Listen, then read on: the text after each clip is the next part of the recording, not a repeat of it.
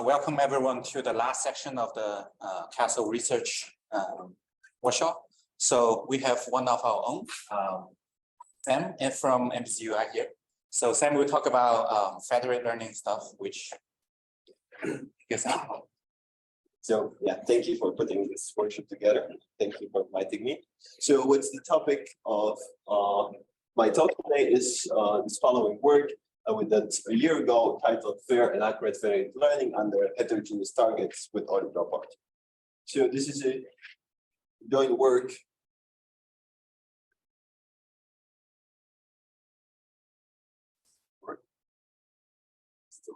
now it works. So this is a joint work with collaborators from Samsung and Facebook. So Steve, Mario, Stelios, Ilias, and Nick. So first, let me just give you a high-level motivation of what federated learning is and why we do things a certain way.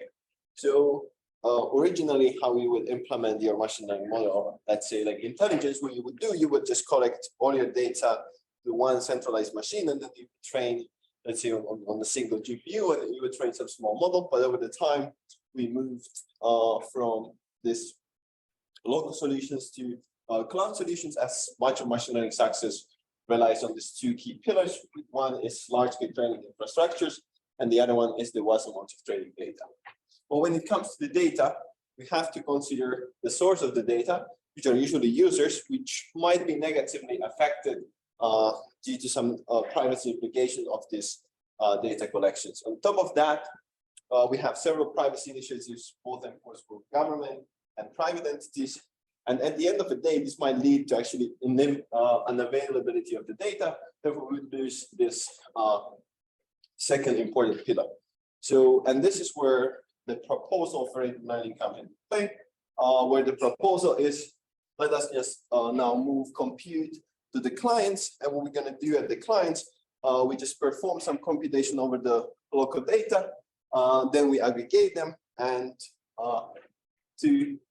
what we have here is some kind of a global orchestrator that's going to take care of the aggregation, but it's only going to see the premise here. It's only going to see the aggregated information. So the hope is that it's like we keep our data in a sense private.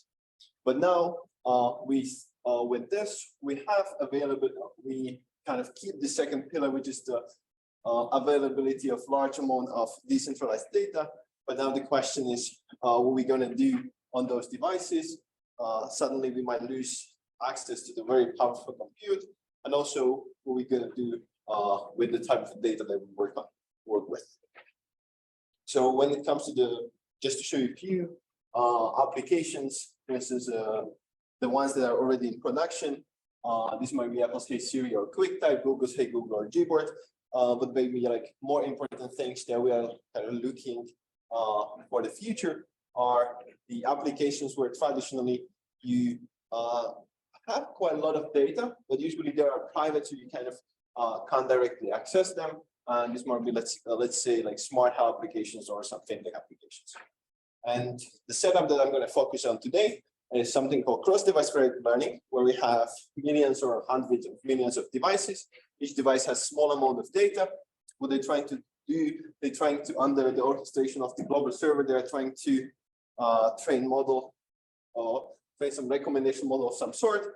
And what is also important here that once we're going to train this model, we're also going to deploy it to those devices. So the typical loop for this setting looks like this. So we have some kind of an estimate of the global model. We send it to the clients. We ask those clients to perform some computation over their local data. We just aggregate the updates. And then this aggregated value, usually just simple averaging, is used to update the global model. But one of the key challenges here is that the devices that we perform computations on are heterogeneous, and this is something that we have to account for when we are designing our training rate. So usually what people do is you have all this variability of the devices from some, let's say, low-end IoT devices all the way to some last generation flagship devices. So the standard thing that people would do is, okay, let me just accommodate my model to the lowest performing client, or what I'm going to do, I have to train the same model, because this is kind of most of the time only thing I know how to do.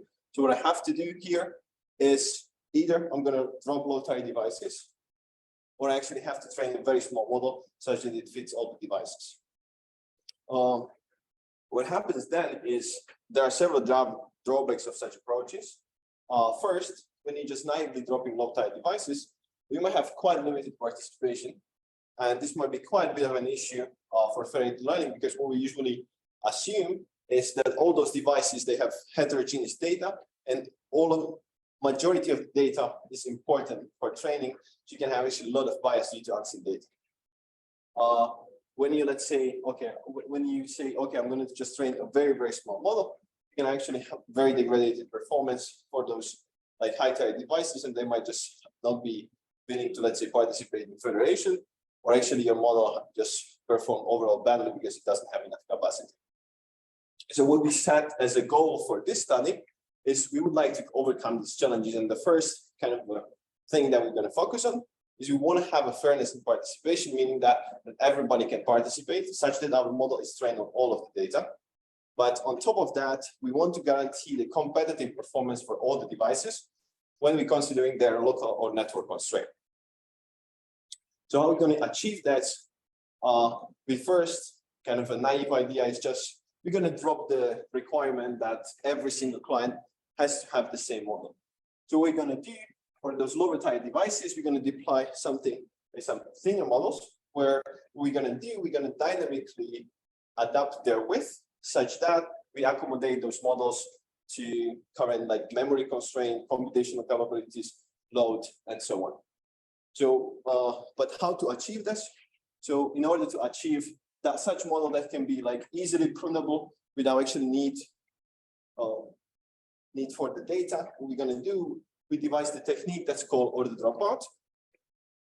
When we put it together next to, like, so here I have a standard form of fully connected neural network with 2 hidden layers, where what we usually do for random dropout.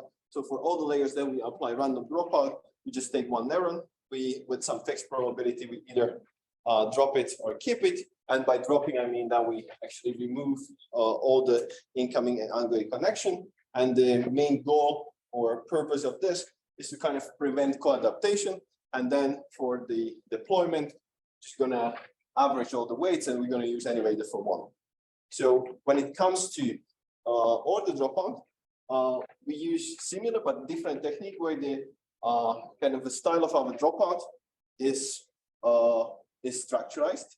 So what we have first, we have a set of relative submodel width.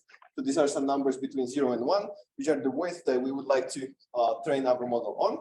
And then we have a distribution over this width. So you can think about this as, let's say, like uniform distribution over all this width that we are trying to train on. And then what we're going to do for the training, we have a full model. We sample from the distribution. Let's say here we sampled 0.4. That means that we only keep 40% of the network and most left part of the network. And this is what we're gonna, in training, this is what we're gonna evaluate forward and backward pass on. Then for the deployment, now because the way how we train, there's actually very straightforward way how to deploy those models. We can actually just accommodate width of the model based on the device that we are trying to deploy to. So just to give you, so this was like hand wavy motivation, just to give you actually the actual, let's say, theoretical reasoning why this makes sense. Let us consider the following task. So let's imagine that between our features and output, there is a linear mapping that I'm going to denote by A. So if I'm just trying to train on, and let's say the data comes from a uniform ball.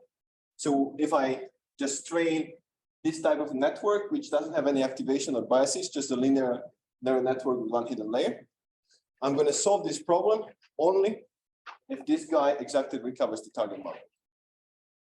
Now, the question is what happens if I embed the order dropout into this layer, meaning that I sample actually every width with non-zero probability. So what we actually show in the paper, and maybe it's not surprising because I show SVD here, is that that network, the only solution that is optimal to that network, meaning that we solve the problem, is the SVD solution. So meaning that I take any width. On that width, I have to recover, let's say on width 2, I have to recover the best 2-rank approximation of the target mapping. And not only that, it's also not only like the set of optimal solution is only SVD, but you can also show that once you run SGD on this problem, it's actually going to converge to the solution. And we can show it both practically and theoretically.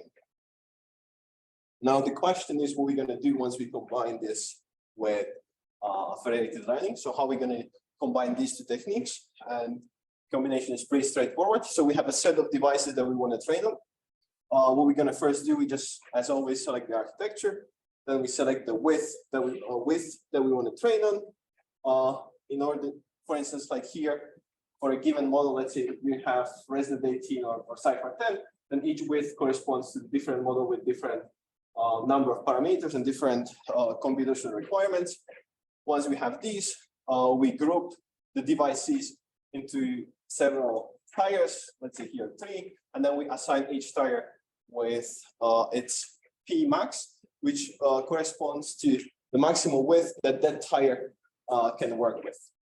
Then for the training, we use any out-of-the-box federated learning technique, with the difference that what we do, we have some subset of the devices that are available for training. We're going to do with our current model, we just communicate the models to each device. But the difference is here that the model that they receive is accommodated based on their constraint. What we're going to do here, we're going to run as for standard optimization techniques for federated learning, we're going to run some local methods. But here, importance is that you run the method with order dropout. Once you run several local steps, you obtain the new model, aggregate, and you obtain the new model that's going to be distributed in the next round. Then for inference, as I already showed, you can just adjust the model based on the current client capabilities. And what's actually nice thing about this is, imagine that I already deployed, let's say I had the device that was capable of fully accommodate the model that I trained, but let's say now my battery level is low and I can't really afford to evaluate from model because it's going to just drain my battery. What I actually can do because of the structure, how I train the model, I can just decrease the size of the model without any fine tuning, and I can still get some reasonable predictions. For the experiments, let me just show you.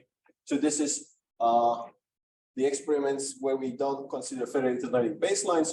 What are here, where we don't consider federated learning, what are here our baseline is for every width, we just train the model that we compare to the single model that's trained end to end. So here we have 5 independent models. And what we have here is our model trained with order dropout. So this is a single model evaluated with 5 different widths. So we can see is actually, it's pretty much almost like, so this is a 1 standard deviation. So up to 2 standard deviation is matches the performance of this best single model. But what we were originally hoping for that because of the regularization, we were hoping that we actually hit the better regularization. But the thing is on these tasks that we consider, there are actually, might be the thing that the models that we are trained already highly fit to the test data. So we are right now conducting the experiments on large data set that could resolve this, let's say, small issue. Another thing that we tested is what you can maybe kind of argue that what if the technique that I propose is not really meaningful, and it's actually that there is some kind of an intrinsic property of neural nets that you evaluate on any width and it would still get a good performance. So what we did to test it out, we just take fully trained networks, so the full network, and we get those submodels just with random dropout, such that the networks have the same number of parameters. And what you see here, that actually the drop of performance is quite significant, and this performance up is due to our dropout. It's not just some naive property of every neural network. Then the last thing that we tested here is the scalability. meaning that if I train on more width, actually the performance along those original width preserves. When we move to federated learning, what we compare to, so with federated learning, there are not many good baselines that could handle heterogeneous devices. And one baseline that was commonly considered in literature is that you apply random dropout to train those smaller models. But the thing with random dropout is that once you take more than, let's say, like 20% of random dropout, that the model performance is completely destroyed, and that's what we actually see here. So the thing is, you add capacity to your model, but because you have many clients that actually can't, let's say, run the full model, so they actually have to train on only 40% of the width, you see that the performance might be with the increasing width might be detrimental, which is not the case. Which is not the case for or the dropout, because due to its natural structure, you just kind of keep it just squeezing the knowledge towards the left of the network while trying to add the extra, trying to squeeze the extra knowledge towards the right of the network. And this is kind of consistent across different baselines. The same once we move from the centralized setup to federated learning setup, still the scalability is preserved. So if we try to evaluate the network, we try to train the network on a high granularity of this width. So we still have the performance along the width that we intersect is preserved quite well. So okay, let me just quickly summarize. So what we propose, so what we first discuss is this challenge of heterogeneous devices in federated learning. We propose this new technique called dropout that as a technique to enable heterogeneous training. And finally, I've introduced a fjord, which is the federated learning version of order dropout. Right, so with this, thank you. Happy to take questions.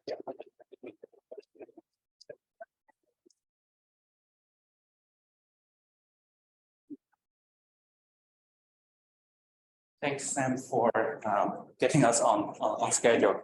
I guess we have 1 minute for a question. Quick question, very cool idea to order the dropouts. If I understand correctly, it seems like the different principal I guess like SVD principal components, different number of clients will contribute to, right? So yes. The largest components will be contributions from all clients, and the smallest will be from all clients. This kind of towards right of the network that's on the all clients. Do you notice like the weird behaviors of the model when you intentionally kind of? Oh, so yeah, that's a that's a great question. So what kind of happens? Let me just go quickly back.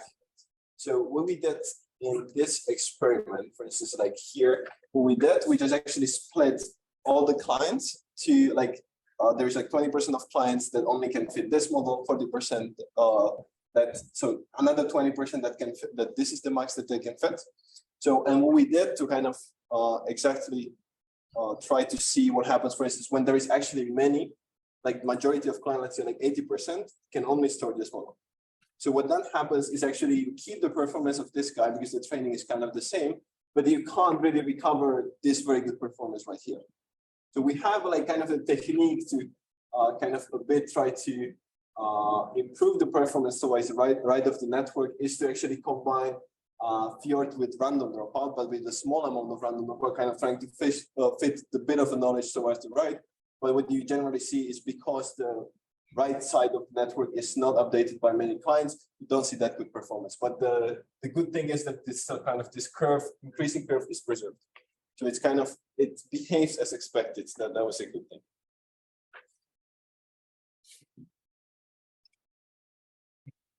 Thank you, Sam. I think since we are on schedule, let's thank Sam and link to our